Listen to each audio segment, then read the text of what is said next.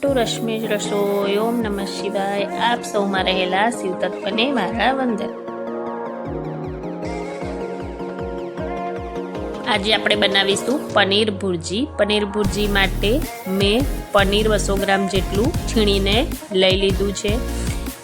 એમાં આપણે આદુ લસણની પેસ્ટ 2 ચમચી, 2 થી 3 નાની ડુંગળી મેં ચોપર કરેલી છે અને ગાર્લિશિંગ માટે ધાણા અને બીજા સૂકા મસાલા એડ કરીશું। તો હવે આપણે બનાવીશું પનીર ભુરજી। એ બનાવવા માટે કઢાઈમાં આપણે તેલ એડ કરીશું। તેલ એડ કર્યા પછી એમાં લસણ આદુની પેસ્ટ એડ કરીશું અને તેલમાં વ્યવસ્થિત રીતે મિક્સ કરી લઈશું। મિક્સ કર્યા પછી એની અંદર ડુંગળી એડ કરીશું।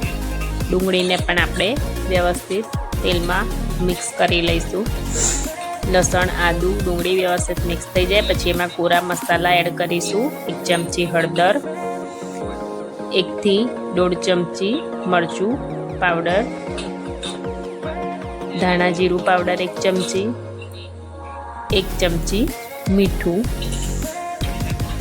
આ બધો મસાલો આપણે વ્યવસ્થિત મિક્સ કરી અને શેકી લઈશું। ડુંગળી અને લસણ આપણું 5 મિનિટ સુધી લગભગ શેકાવા દેવાનું। શેકાશે એટલે એમાં આપણું તેલ છૂટું થઈ જશે। આ રીતે તેલ છૂટું થઈ જાય પછી એમાં 1 નાની ચમચી ગરમ મસાલો એડ કરીશું। એને પણ આપણે મિક્સ કરી લઈશું।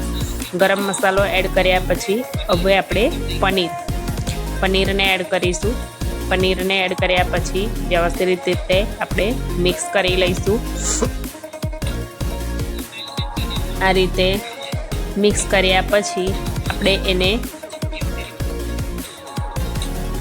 મેશરની મદદથી સોફ્ટ હાથે મેશ કરી લઈશું। વ્યવસ્થિત મિક્સ કરી લઈશું। બધો મસાલો મિક્સ થઈ ગયો છે। આપણે જોઈ શકીએ છીએ કે વ્યવસ્થિત એકદમ મિક્સ થઈ ગયો છે મસાલો।